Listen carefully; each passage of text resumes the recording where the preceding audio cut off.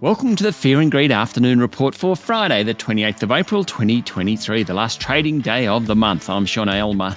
Every afternoon, we've got the 5 stories that happened today that you need to know about. Story number 1, the S&P ASX 200 finished today up 0.2% to 7,309 points. That's off its 2-week lows of yesterday. Among the large caps, CSL and Transurban tumbled 1%, while Macquarie Group and Newcrest Mining both rose 1%. Aristocrat Leisure finished up nearly 2.5%. Lithium miners were among the best performing stocks, with Pilbara Minerals up 7% and Paladin Energy nearly 5% higher.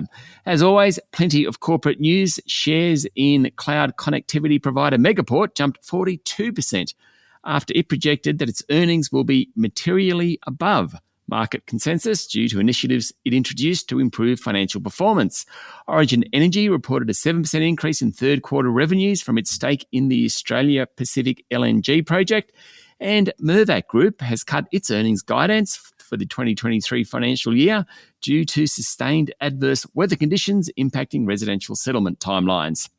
Story number 2, Prime Minister Anthony Albanese announced a $2.2 billion package to overhaul Medicare following a meeting of the National Cabinet. State and territory leaders agreed to plans to reform Australia's struggling healthcare system. The new measures include plans to improve access to after-hours medical care for patients and introduce a patient ID system called My Medicare.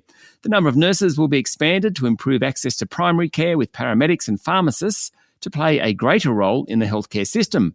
The Prime Minister said health would be front and centre for the National Cabinet in 2023. National Cabinet also endorsed the interim report of a review recommending ways Australia can immediately boost its health workforce. Story number 3, it was a big day in the world of power generation, with AGL Energy shutting its Liddell coal power station. For more than 50 years, Liddell has been burning fossil fuels to generate power, and today the site closed for good, at least in terms of coal-fired production anyway. AGL first said it would close Liddell back in 2015, and it comes amid concerns around energy prices and whether there's enough to go around, particularly because renewable energy generation still only provides a small portion of total electricity. AGL Chief Executive Damien Nicks said the closure of Liddell in the Hunter Valley in New South Wales is a key moment in Australia's energy transition. He said on average, Liddell supplied enough electricity for more than 1 million homes over its lifespan. Story number 4, Coles Group boss Stephen Kane, on his very last day in the job, says consumers are still ordering from Uber Eats, but he expects more shopping for home meals at the expense of restaurants and pubs. That's because high mortgage rates and energy prices are taking a toll. At its 841 supermarkets, Coles posted a 6.5% rise in sales for the 3 months to the end of March, around $8.6 billion, that is. Coles food inflation hit 6.2% in the 3-month period, down from nearly 8% the previous quarter, and it was 7.6% if you excluded tobacco and fresh foods.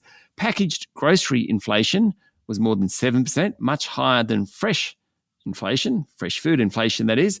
That's sitting at about 4%. Some key items, including lettuce, cucumbers and carrots, actually fell in price during the quarter, as did some meat, deli and seafood products. Coles reported that private label products like pasta and rice are growing as shoppers seek more value. Mr. Kane, who hands over to Lee Weckert on Monday, said the majority of people are starting to pull back their spending at mid-tier hospitality venues rather than fast food operators. And finally, story number 5, we're all worried about interest rates in Australia, but spare a thought for those in Argentina. The country's central bank raised its benchmark interest rate by 1,000 basis points overnight. It's now at its highest level in 5 years. The bank said its decision is aimed at seeking real positive returns on local currency investments and preserving monetary and financial stability. It takes the benchmark rate to 91%. That's it for the afternoon report for Friday, the 28th of April, 2023. Michael Thompson, Adam Lang and I will be back tomorrow morning with the weekend edition of Fear and Greed. I'm Sean Aylmer. Enjoy your evening.